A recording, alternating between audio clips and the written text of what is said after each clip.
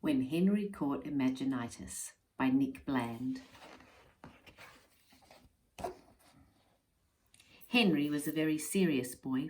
His room was always tidy and he always buttoned his shirt right to the top. Henry never daydreamed or played with toys. He preferred doing sums and straightening things that were wonky. Until one day, Henry had a thought that didn't make any sense at all. And before he could unthink it, Henry and his silly thought were sailing the 7 seas. Henry was very confused.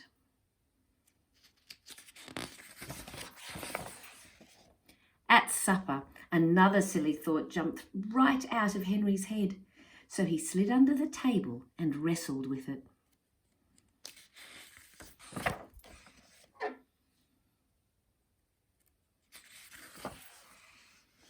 Henry's silly thoughts were getting bigger and bigger.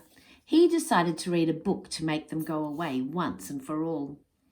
On the shelf, he found the big book of sensible things. Perfect, he thought. The book was full of sensible ideas, like walking forwards is safer than walking backwards.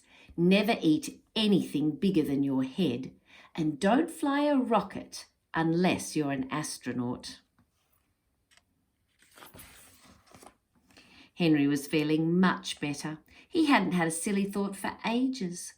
He went to the kitchen and had a snack. He cleaned up the mess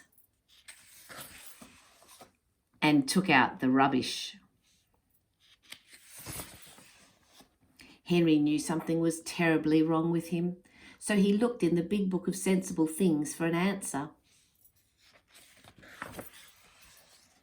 The book said, if your head is full of silly thoughts, you've caught Imaginitis.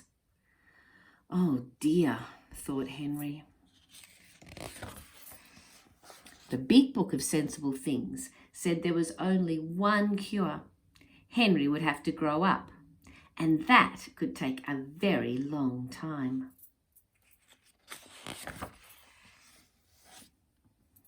Henry knew just what to do while he waited. He built a wonky castle fit for an imaginary king. But just until I grow up, he said.